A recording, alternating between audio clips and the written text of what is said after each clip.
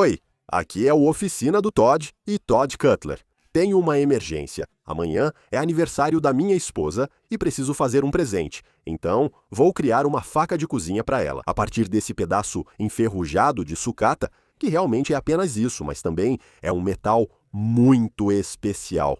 Então, por que considero esse aço especial? Bem, primeiro, eu encontrei isso durante uma caminhada com minha esposa e alguns amigos. Em segundo lugar, é uma ferramenta. E eu sei que é uma ferramenta. Ela tem ponta de alavanca e serve para mover objetos pesados. Por isso, deve ser feita de material resistente, não ferro macio ou aço doce. Se você olhar para a textura dessa ferrugem, pode ver que ela é listrada. É como um veio de madeira. Isso significa que é um aço antigo, é um aço forjado, um aço empilhado. Basicamente, é do século XIX ou XVIII, ou talvez até mais antigo.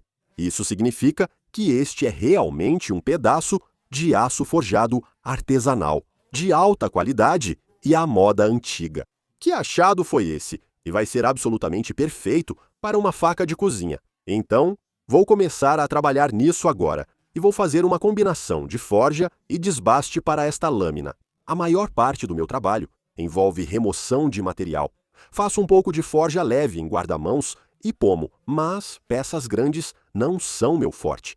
Então tenho um colega aqui com uma marreta e vamos fazer um pouco de trabalho em equipe no martelo e, com sorte, esticar um pouco o material. Mas, na verdade, vai ser um trabalho bem pesado com esse tamanho e esse tipo de material. Você realmente consegue sentir o cheiro do sal nisso aqui porque eu encontrei na praia. Na verdade, estamos progredindo, ajustando e ampliando o material. Além disso, nunca trabalhei em equipe com martelo assim antes, o que é interessante. De qualquer forma, vamos falar um pouco mais sobre isso em um minuto.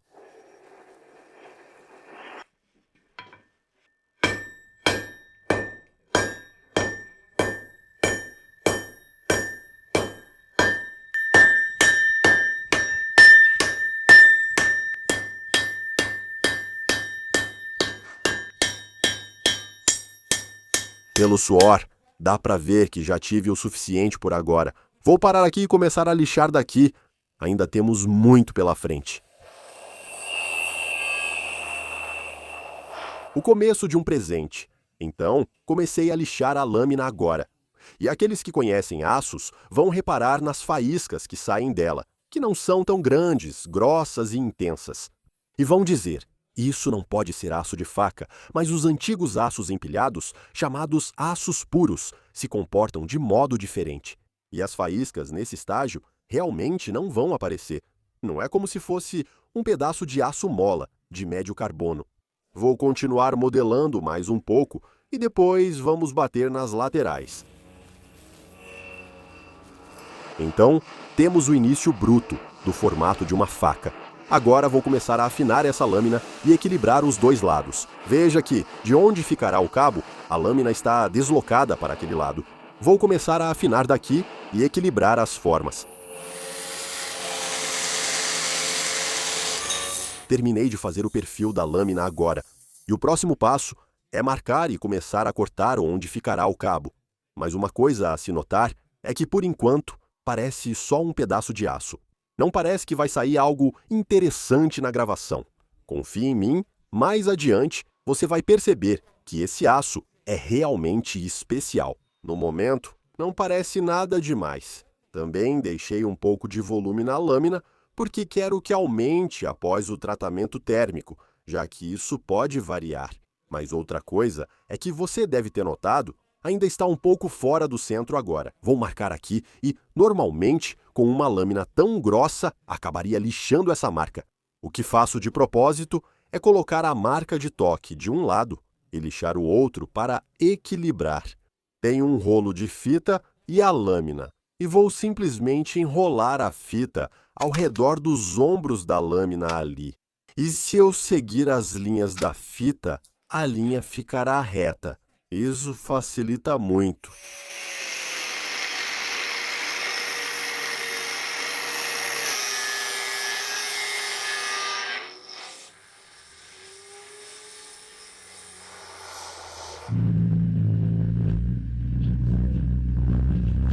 Então eu já cortei a maior parte do espigão e agora vou apenas afiná-lo e deixá-lo mais liso.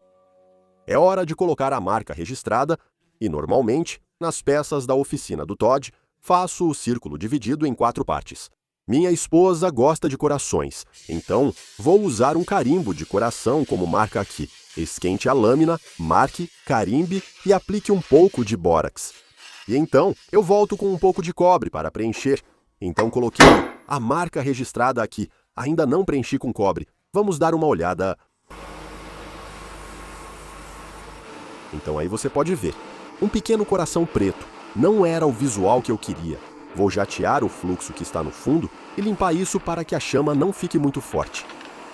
Coloque um pouco de bórax aí. Vou pré-aquecer meu cobre. Esse cobre derrete em uma temperatura muito alta, então acaba espalhando o cobre por toda a área. Não é um trabalho de precisão. Depois de esfriar, o próximo passo é limpar ao máximo o cobre.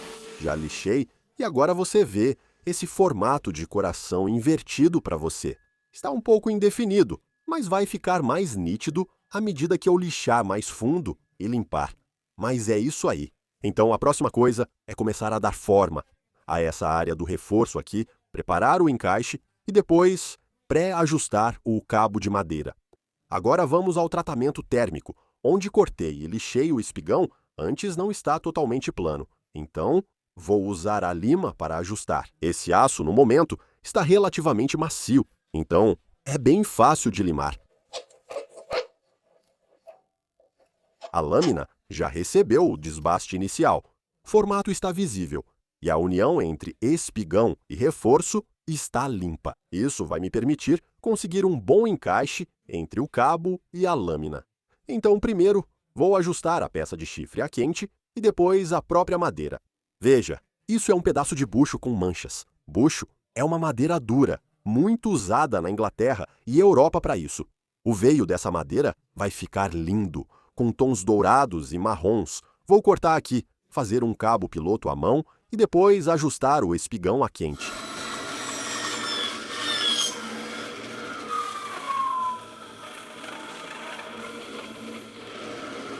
Olha só isso!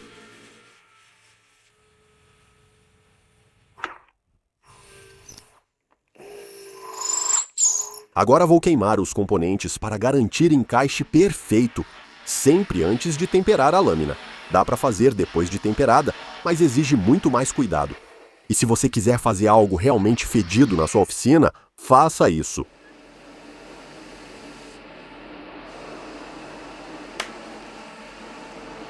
Hora da madeira.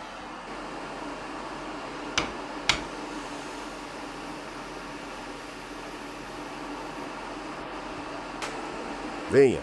Então temos um espaçador de chifre, temos uma lâmina e temos um bloco de madeira para o cabo e todos eles se encaixam.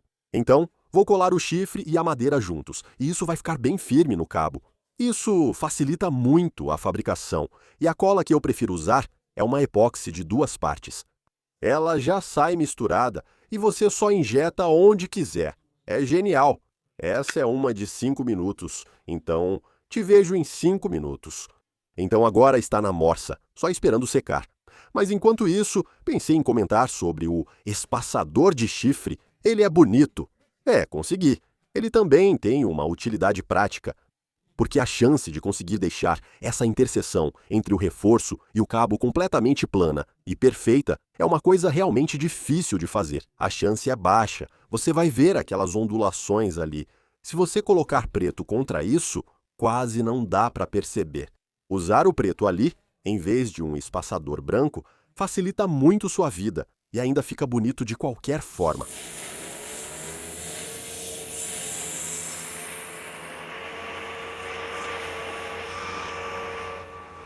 E aí está.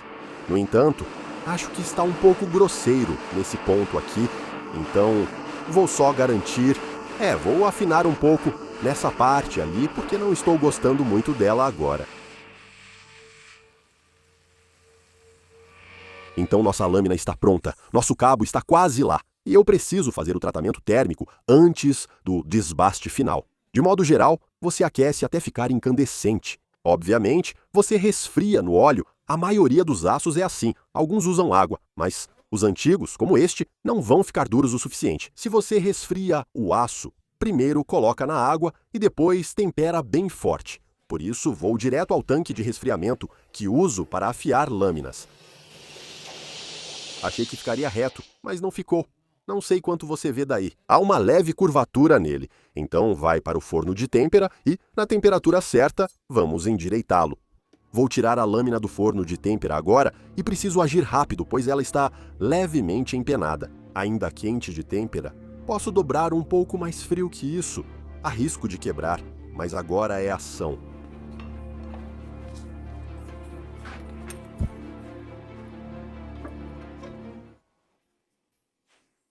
Beleza, essa foi fácil.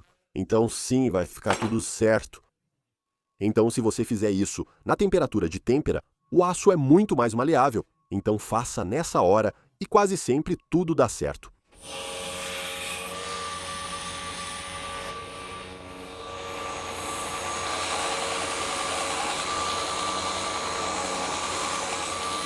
Então eu lixei até a lixa 240, está tudo limpo e está tudo bem arrumado. Agora vou passar na roda de condicionamento de superfície aqui e depois preparar para a gravação.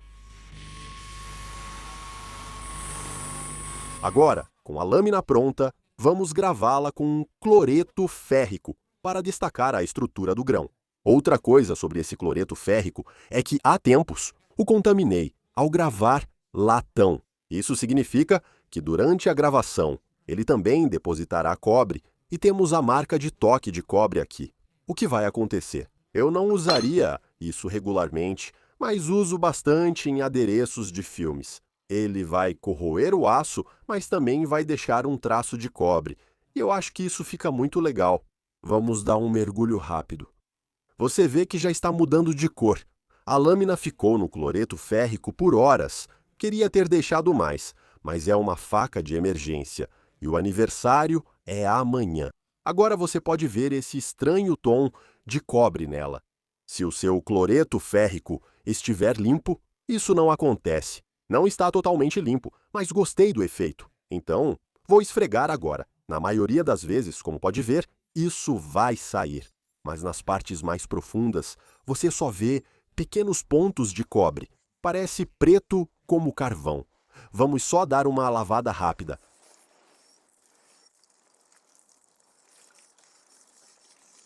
Então é isso. Nos pontos mais baixos, há pequenos pontos de cobre, que são um revestimento e não saem só esfregando. Também já é possível ver a estrutura do aço, que não é homogênea. Não é um aço moderno macio ou um aço de médio-alto teor de carbono. É um aço puro. É do século XIX, século XVIII, algo assim. Praticamente impossível de saber. Então, antes de tudo, agora vou neutralizar todos esses ácidos com bicarbonato de sódio. Esse processo é um simples alcalino, tem alguns ácidos nele. Coloque um pouco de bicarbonato de sódio, fermento em pó, na lâmina, e isso vai neutralizar qualquer um dos ácidos. Mas é claro, ela tem uma estrutura de grão aqui, então eu vou querer esfregar isso para garantir que penetre bem fundo no grão. Porque a última coisa que eu quero é dar essa linda faca de presente. E, em 2 dias, descobrir que ela está cheia de ferrugem ativa. Depois, é só enxaguar. E estamos prontos para dar um polimento bem leve na lâmina e afiá-la, deixando-a bem afiada. Então, eu só vou dar uma última afiada nela, só numa pedra de diamante. Você consegue realmente sentir quando ela começa a ficar bem afiada, o som muda e a resistência necessária também muda. Isso deve se a gente inclinar assim. Raspar, aqui está. Então, eu tenho um pote de óleo de linhaça aqui. E, na verdade, estou usando uma lança de pesca medieval, que funciona perfeitamente para prender as coisas com esses pequenos farpados. Então, isso é um bucho manchado. Então, a mancha ocorre quando você tem um apodrecimento na madeira, mas está no corpo celular, não na parede celular. Então, isso colore a madeira. Mas nos estágios iniciais, isso não afeta em nada a integridade estrutural dela. Então, o que você tem é Em vez daquele tom dourado usual, meio sem graça do bucho, você tem isso aqui. Dê mais alguns meses apodrecendo e ela se tornaria inutilizável. Mas, neste estágio, está simplesmente gloriosa. Então, agora a etapa final é colar as duas partes, assim. Elas vão ficar sob tensão agora. Enquanto a cola seca, um pouco de espaço me dá a chance de limpar o excesso de cola que com certeza vai ter. Mas o bom é que a madeira foi envernizada e a cola não gruda muito bem nela. Obviamente, tive cuidado para não passar óleo por dentro. E é isso, está pronto. É meio estiloso, também é meio sutil, e o motivo de ser sutil é que não é aquele tipo de aço empilhado, grosseiro, feito só para aparência, onde todo mundo olha e diz: "Ah, olha só, eu sei o que é isso." Era um aço homogêneo de trabalho, o melhor que conseguiam fazer. Então, ele passou de uma barra de ferro, uma alavanca, chame do que quiser, uma ferramenta de trabalho para uma faca, e isso é ótimo. Agora são 10 para as 6 horas de entrar, encerrar e continuar amanhã cedo. Espero que tenha gostado do vídeo. Também temos o canal Todd Cutler no YouTube, com conteúdo de nicho, resenhas de livros e avaliações de ferramentas. Confira lá. Temos um Patreon, sempre bem-vindo. E temos 2 sites incríveis, porque se você gosta desse tipo de coisa, vai dar uma olhada neles. Época de nascimento dos cordeiros, então confira esses sites, pois devem te interessar. Até a próxima, tchau.